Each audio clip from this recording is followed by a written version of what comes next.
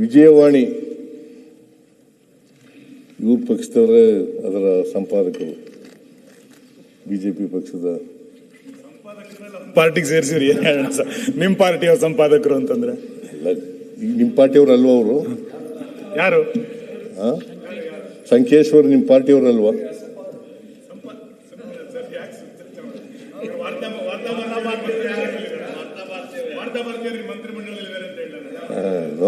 ನಮ್ಮ ಪಾರ್ಟಿನಲ್ಲಿ ಯಾರು ಇಲ್ಲ.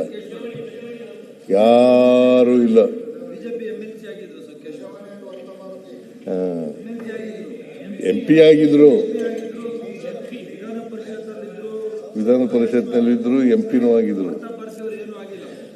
ರಾಹುಲ್ ಗಾಂಧಿ ಅವರು ನ್ಯಾಷನಲ್ ಹೆರಾಲ್ಡ್ ಎಡಿಟರ್. ಹೌದು, ಎಡಿಟರ್ ಅಲ್ಲ, ಒನ್ ಆಫ್ ದಿ ಮೆಂಬರ್ಸ್ ಅಷ್ಟೇ. ಸಂಕೇಶ್ವರ್ ಅವರು ಅದೇ ಟೈಪ್. ಆಯ್ತಪ್ಪ, ನಾನು ಬೇಡ ಇಲ್ಲ ಅಂತ ಅವ್ರ ಮೇಲೆ ಅಲಿಗೇಷನ್ ಏನು ಮಾಡ್ಲಿಲ್ವಲ್ಲ. ನಾನು ಮಾಡದ್ನ ಬೆಲ್ಲದ್ ಮಾಡದ್ನೇನ್ರಿ? ಮಾಡಿಲ್ಲ, ಇಲ್ಲಿವರೆಗೂ ಮಾಡಿಲ್ಲ, ಮುಂದೆನೂ ಮಾಡಲ್ಲ. ಸುಮ್ಮನೆ ಅಲಿಗೇಷನ್ ಮಾಡಲ್ಲ. Unless there is a document, only through documents will make allegations. Otherwise ಸುಮ್ಮನೆ ಮಾಡಕ್ ಹೋಗಲ್ಲ ನಾನು ಅಲಿಗೇಷನ್.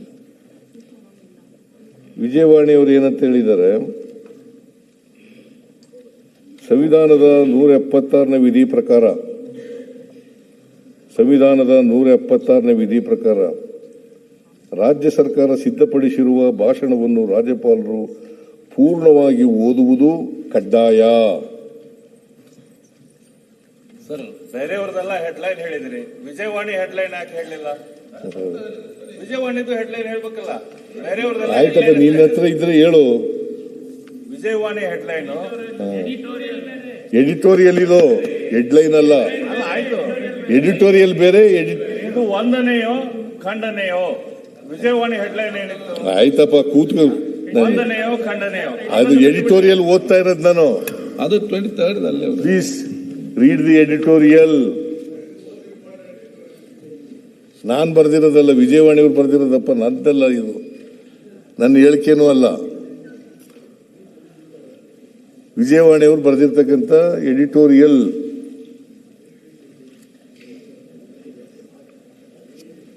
ಓದುವುದು ಕಡ್ಡಾಯ. ರಾಜ್ಯಪಾಲರು ಸಾಂವಿಧಾನಿಕ ಹುದ್ದೆಗಿಂತಲೂ ಹೆಚ್ಚಾಗಿ ರಾಜಕೀಯ ಏಜೆಂಟ್ರಂತೆ ವರ್ತಿಸುವುದೇ ಎಲ್ಲ ಅಹಿತಕರ ವಿದ್ಯಮಾನಗಳಿಗೆ ಕಾರಣವಾಗಿದೆ.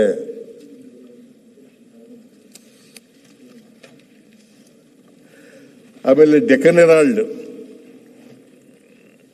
ಎಡಿಟೋರಿಯಲ್ ಬರೆದಿರೋದು, ಅದು ಅವರು 23ನೇ ತಾರೀಕಿಗೆ ಬರೆದಿದ್ದಾರೆ. The state government has the right to criticise the central government. The state government has the right to criticise the central government and the governor has no authority to disapprove of this criticism. An obstructionist office that is guided by political interests and gets the way of an elected state government has no place in federal system. ಇದು ಡೆಕ್ಕನ್ ಹೆರಾಲ್ಡ್ನವರು ಹೇಳಿರೋದು.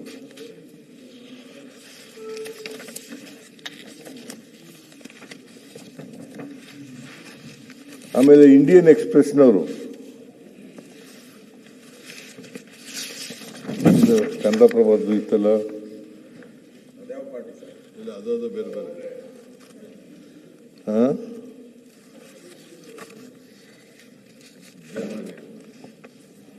ಕನ್ನಡಪ್ರಭದಲ್ಲಿ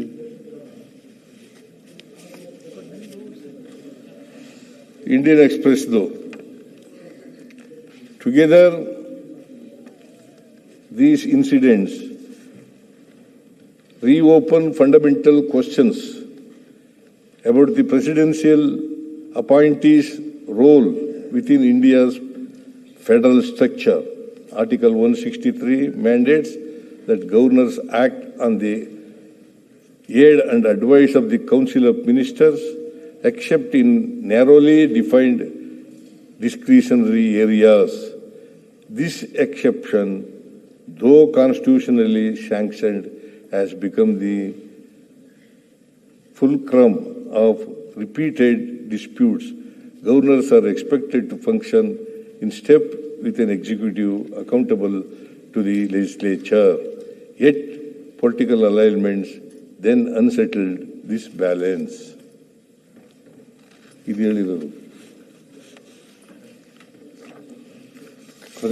ಕನ್ನಡಪ್ರಭದ್ದು ಇದೆ ಎಡಿಟೋರಿಯಲ್ಲು. ಅದು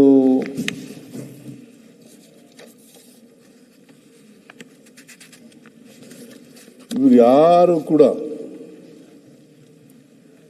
ರಾಜ್ಯಪಾಲರ ಭಾಷಣದಲ್ಲಿ prepared by the government cabinet ಅಸಂವಿಧಾನಿಕವಾದಂಥ ಪದಗಳಿಲ್ಲ ಅಂತ ಹೇಳಿಲ್ಲ, ಪದಗಳಿದ್ದಾವೆ ಅಂತ ಹೇಳಿಲ್ಲ. ಅಸಂವಿಧಾನಿಕವಾದಂಥ ಪದಗಳು ಈ ಭಾಷಣದಲ್ಲಿದ್ದಾವೆ ಅಂತ ಹೇಳಿಲ್ಲ.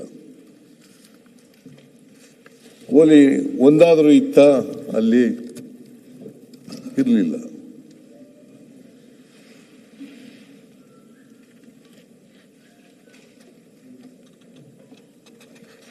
ನಾವು ಕೇಂದ್ರ ಸರ್ಕಾರದಿಂದ ಬರಬೇಕಾದಂಥ ಹಣ ಏನು, ಅದಕ್ಕೆ ಸಂಬಂಧಪಟ್ಟಂತೆ ವಿಚಾರಗಳನ್ನು ಪ್ರಸ್ತಾಪ ಮಾಡಿದ್ದೆ. ಅದನ್ನು ಬಿಟ್ಟರೆ ಬೇರೆ ಏನು ಹೇಳಿರಲಿಲ್ಲ. ಆಮೇಲೆ ಕೇಂದ್ರ ಸರ್ಕಾರಕ್ಕೆ ರಾಜ್ಯಕ್ಕೆ ಅನುದಾನ ಹಂಚಿಕೆಯಲ್ಲಿ ನ್ಯಾಯ ಸಿಕ್ಕಿಲ್ಲ ಅಂತ ಹೇಳಿದ್ರು. Is it not A fact? ಈಗ ಕೇಂದ್ರ ಸರ್ಕಾರ 23-24ರಲ್ಲಿ ಬಜೆಟ್ನಲ್ಲಿ ಶ್ರೀಮತಿ ನಿರ್ಮಲಾ ಸೀತಾರಾಮನ್ ಅವರು, ಹಣಕಾಸಿನ ಮಂತ್ರಿಗಳು, ಅವರು ಬಜೆಟ್ನಲ್ಲಿ ಅನೌನ್ಸ್ ಮಾಡಿದ್ರು ಅಪ್ಪರ್ ಭದ್ರಾಕ್ಕೆ 5,300 ಕೋಟಿ ಕೊಡ್ತೀವಿ ಅಂತ ಹೇಳಿದ್ರು. Is it not A fact? It's A fact. ಇದನ್ನ ಹೇಳಿದ್ರೆ ಇದು ಓದಬಾರದು ಅಂತ ಇದೆಯಾ? ಇದು ಅನ್ಕಾನ್ಸ್ಟಿಟ್ಯೂಷನ್ ಅಲ್ಲ. ಇವತ್ತಿನವರೆಗೆ ನಮಗೆ ₹1 ಬಂದಿಲ್ಲ. ಬಜೆಟ್ನಲ್ಲಿ ಹೇಳಿದ್ದು, ಘೋಷಣೆ ಮಾಡಿರ್ತಕ್ಕಂಥದ್ದು ಅದಲ್ಲದೆ ಇಲ್ಲಿ 23-24ರಲ್ಲಿ ಸ್ಟೇಟ್ ಗೌರ್ಮೆಂಟು ಮಂಡಿಸಿದ ಬಜೆಟ್, ಅವತ್ತು ಮುಖ್ಯಮಂತ್ರಿ ಆಗಿದ್ದಂಥ ಬಸವರಾಜ ಬೊಮ್ಮಾಯಿ ಅವರು ಇಲ್ಲಿ ಹೇಳಿದ್ದಾರೆ, ಕರ್ನಾಟಕದ ಬಜೆಟ್ ಅನ್ನು ಮಂಡಿಸಿ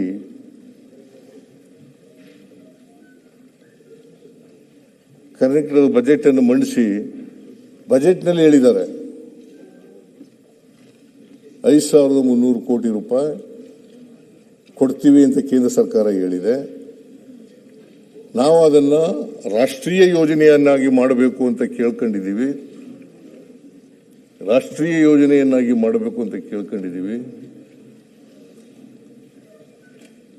ಮೋಸ್ಟ್ ಲೈಕ್ಲಿ ಕೇಂದ್ರ ಸರ್ಕಾರ ಒಪ್ಕೋಬಹುದು ಅಂತ ಹೇಳಿದ್ದಾರೆ. ಮೋಸ್ಟ್ ಲೈಕ್ಲಿ ಕೇಂದ್ರ ಸರ್ಕಾರ ಒಪ್ಕೋಬಹುದು ಅಂದ್ರೆ ಆಶಾಭಾವನೆಯನ್ನು ವ್ಯಕ್ತ ಮಾಡಿದ್ದಾರೆ. ಇವತ್ತವರೆಗೆ ₹1 ಬರಲಿಲ್ಲ. ನ್ಯಾಷನಲ್ ಪ್ರಾಜೆಕ್ಟು ಕೂಡ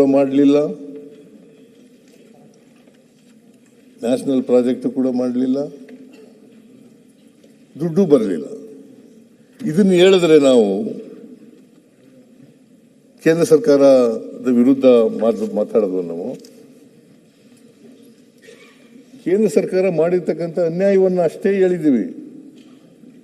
ಕೊಡ್ತೀವಿ ಅಂದಿದ್ರು, ಕೊಟ್ಟಿಲ್ಲ. Is it not A fact? ರಾಜ್ಯಪಾಲರ ಮೂಲಕ, ಅವರ ಬಾಯಿ ಮೂಲಕ ಸುಳ್ಳು ಹೇಳಿಸ್ತಾ ಇದ್ದೀರಿ. ಇದು ಸುಳ್ಳ?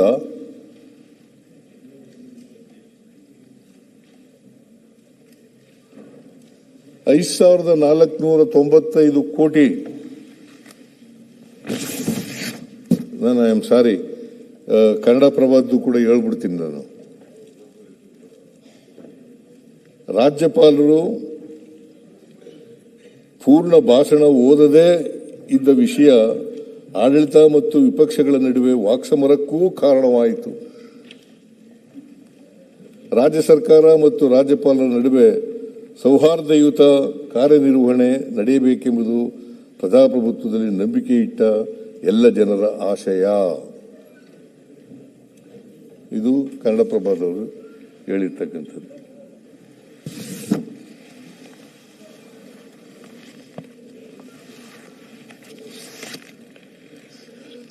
ಅದರಿಂದ ಮಾನ್ಯ ಅಧ್ಯಕ್ಷರೇ,